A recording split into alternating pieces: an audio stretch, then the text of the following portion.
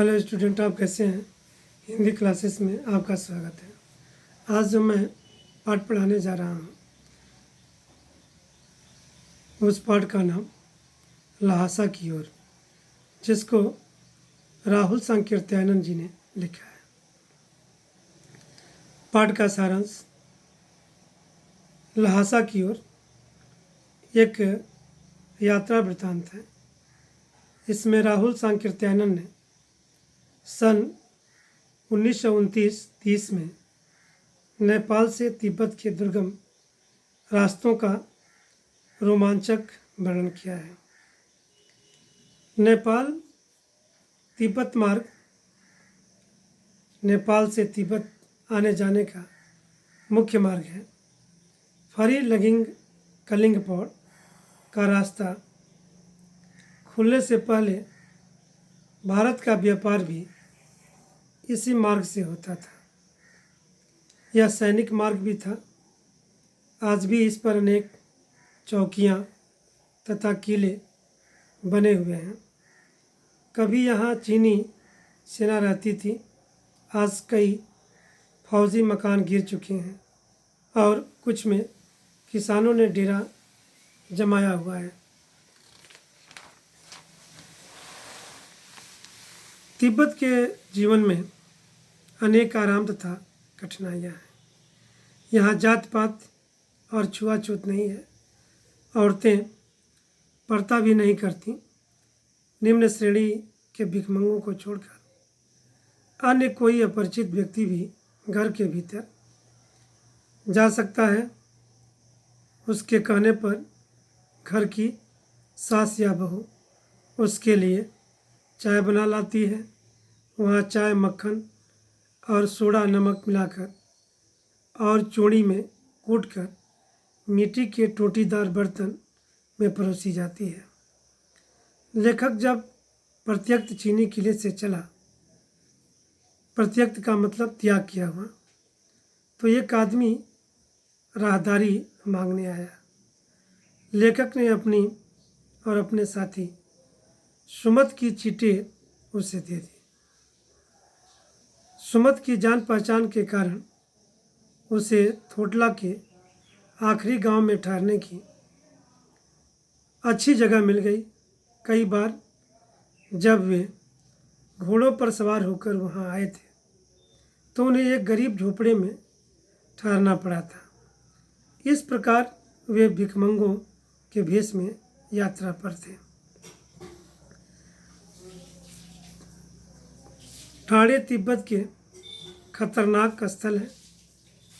ये 16-17 हज़ार फीट की ऊंचाई पर स्थित है। इसलिए उनके दोनों तरफ मीलों तक गांव नहीं है। नदियों के मोड़ों और पहाड़ों के कारण यह आदमी दिखाई नहीं देते। यह डाकुओं के लिए सबसे सुरक्षित स्थल है। यहाँ सरकार पुलिस पर भी खर्च नहीं करती, इसलिए यहाँ खून आसानी से हो जाते हैं। डाकू पहले आदमी को मार डालते हैं, फिर माल लूटते हैं। कारण यह है कि लोग लाठी की जगह बंदूक और पिस्तौल लिए फिरते हैं। लेखक और सुमति भिखमंगों के भेष में यात्रा कर रहे हैं, इसलिए उन्हें डाकुओं से खतरा नहीं है। वे जहाँ भी खतरनाक स्थिति देखते हैं, टोपी उतार कर भीख मांगने लगते हैं। अगले दिन उन्हें 16-17 मील की ऊंचाई चढ़कर लंगकोर पहुंचना था। इसलिए उन्होंने घोड़े कर लिए। दोपहर के समय वे डांडे पर पहुंचे। 17-18 हज़ार फीट की ऊंचाई थी। दाहिनी तरफ हिमालय की हजारों बर्फीली चोटियाँ थीं। भीटे की तरफ वाले पहाड़ बिल्कुल नंगे थे। न बर्फ थी न हरियाली। सर्वोच्च स्थान पर डाणे के देवता का स्थान था, जिसे पत्थरों, सिंगों तथा रंग बिरंगी झंडियों से सजाया गया था। अब उतराई आ गई। लेखक का घोड़ा बहुत धीमे चल रहा था। लेखक उसे आगे चलने को कहता तो और पिछड़ जाता। आगे 2 रास्ते जाते थे। लेखक बाएं रास्ते पर चल पड़ा। 1.5 मील चलने के बाद पता चला कि वह रास्ता भटक गया है। वह फिर से वापस आया। शाम के 4-5 बजे सुमति उसका इंतज़ार कर रहा था। वह गुस्से में था। वह मंगोल तो था ही, गुस्से से लाल मुंह करके बोला, मैंने 2 टोकरी कंडे फूंक डाली, 3-3 बार चाय को गर्म किया। लेखक ने अपनी मजबूरी बताई तो अशांत हो गया। लंगकोर में वे अच्छी जगह ठहरे। उन्हें चाय सत्तू और गर्मा गर्म थुकप्पा खाने को मिला। थुकप्पा एक प्रकार का खाद्य पदार्थ होता है। अब वे तिडरी के विशाल मैदान में थे। उसके चारों ओर पहाड़ियाँ थीं। विशाल मैदान के भीतर ही एक पहाड़ी थी जिसका नाम है तिडरी समाधि गिरी। उसके आसपास अनेक गांव थे जिनमें सुमत के यजमान रहते थे। सुमत सब जगह जाना चाहते थे ताकि उन्हें गंडे पहुंचाया जा सके।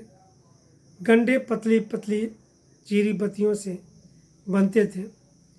गंडे खत्म हो जाने पर वे और कपड़ों से नए गंडे बना लेते थे। लेखक ने सुमत को दूर दूर के गांव में न जाने के लिए राजी कर लिया।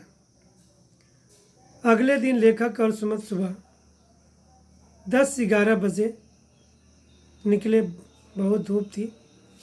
दिन में 2 बजे के धूप के कारण माथा जलता था तो पीछे का कंधा बर्फ सा ठंडा होता था।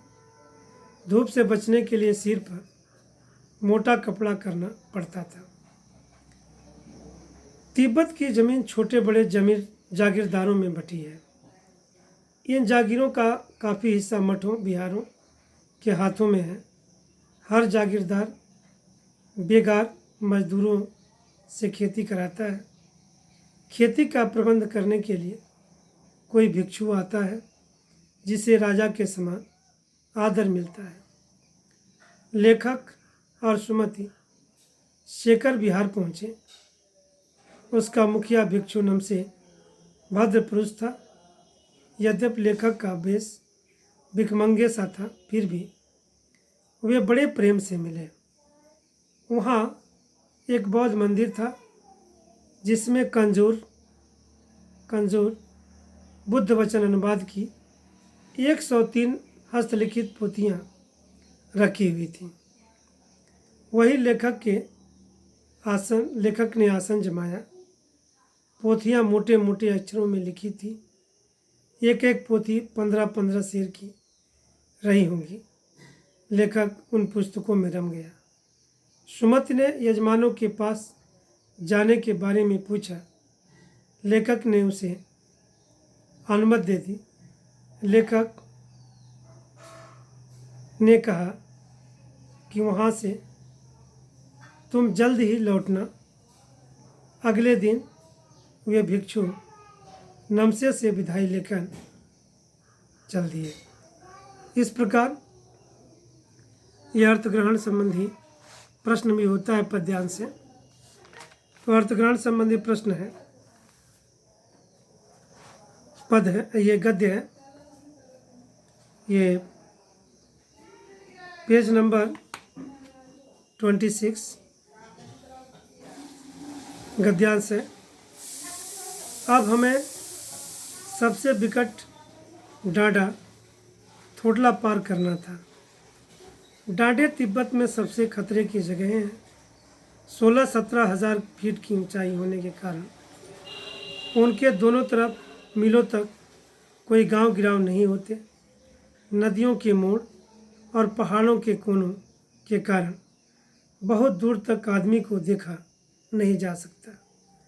डाकुओं के लिए यही सबसे अच्छी जगह है। तिब्बत में गांव में आकर खून हो जाए तब तो खूनी को सज़ा भी मिल सकती है, लेकिन इन निर्जन स्थानों में मरे हुए आदमियों के लिए कोई परवाह नहीं करता। सरकार, खुफिया विभाग और पुलिस पर उतना खर्च नहीं करती और वहाँ गवाह भी तो कोई नहीं मिल सकता।